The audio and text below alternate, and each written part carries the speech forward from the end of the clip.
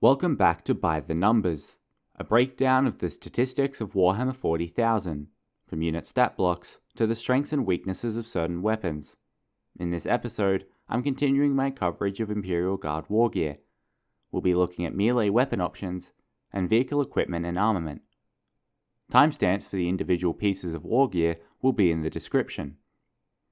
Unfortunately, sometimes as an Imperial Guard player, you will have to come down from your fortifications and defensive lines bristling with guns and +1 cover saves in order to actually contest the objective.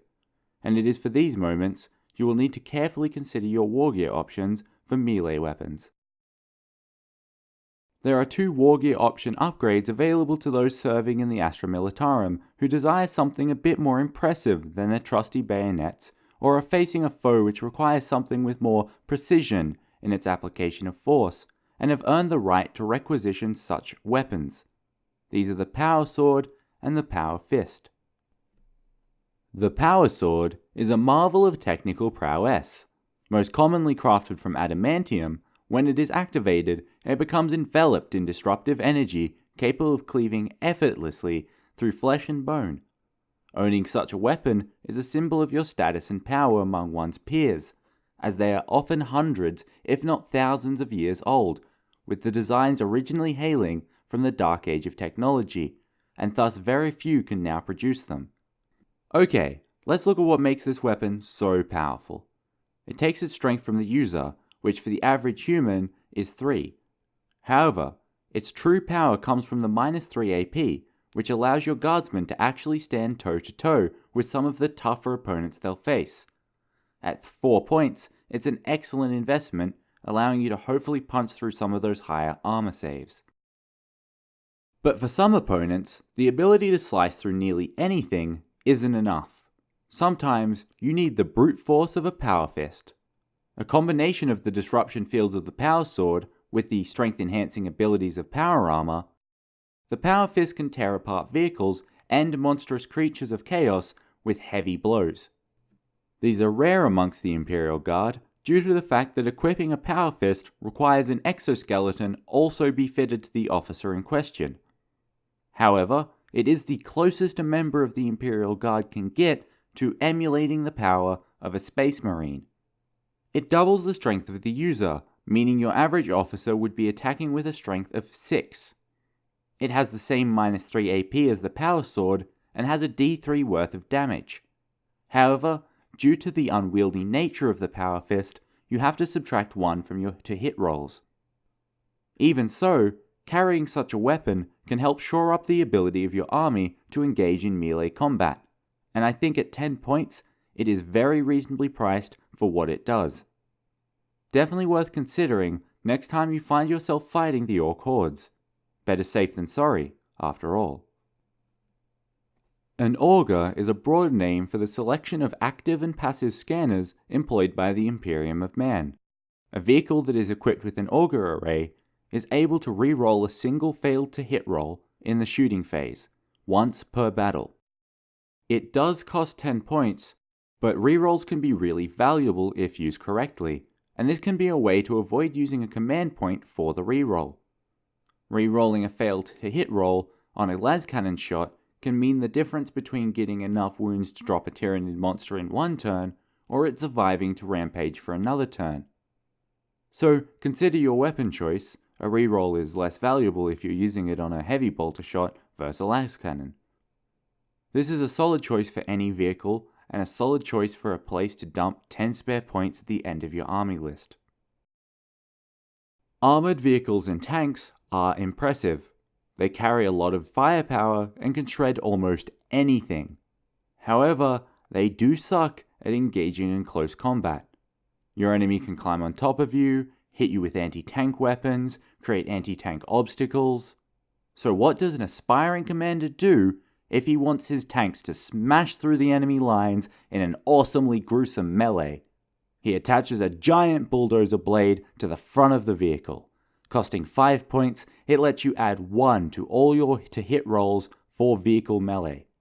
This takes the vehicle from a weapon skill of 6+ to 5+, roughly a 16% increase in effectiveness.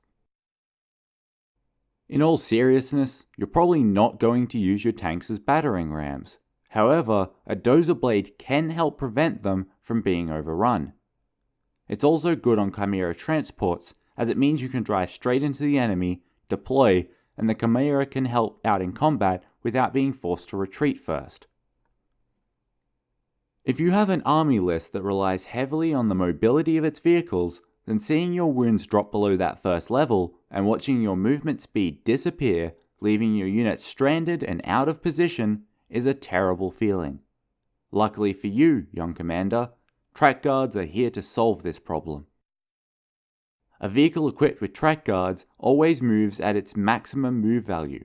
This means that even a badly damaged Chimera, on 2 wounds, would still move 12 inches a turn, rather than 4 inches. They cost 10 points, a worthwhile investment if your army requires speed and mobility. The heavy stubber is based on designs from humanity's distant past, it being a progression of heavy machine guns of the second millennium. They fire physical rounds and are generally considered too large to operate as infantry weapons, though this does not stop some from trying, and as such, it is usually placed in a defensive role, either as a point defense weapon in Imperial Guard lines, or attached to a vehicle to act as a close defense weapon when a storm bolter is not in supply. As such, a vehicle will rarely have a heavy stubber and a storm bolter, with the Taurox being an exception. The heavy stubber is a strength 4, heavy 3 weapon. It hits with slightly more force than something like a lasgun, but is weaker than most heavy weapons. It lacks any AP capability and does 1 damage. It does have a good range at 36 inches though, allowing you to engage targets at a pretty decent range. While it's not a particularly impressive weapon, for 4 points it's exactly what you'd expect to get. Keeping in mind this is part of the vehicle equipment list, if this is an option it means it's not replacing anything else. So, should you take it? In my opinion, no, and I'll explain why. Now at first glance you might see that the Storm Bolter is only 2 points, half the cost of the heavy stubber, and assume it's worse. However, that would be a mistake. Looking at its stats, it has 12 inches less range and 1 less attack when it's firing more than 12 inches. But it doesn't need to be a good ranged weapon because it's not your primary weapon. It's a close defense weapon meant to prevent you from being overrun by infantry. And the Storm Bolter's rapid fire too is why it is better in that role than a heavy stubber. Plus, since it lacks the heavy property, you can move more aggressively and still be confident in your weapon landing hits. I especially recommend taking the Storm Bolter on your Chimera transports.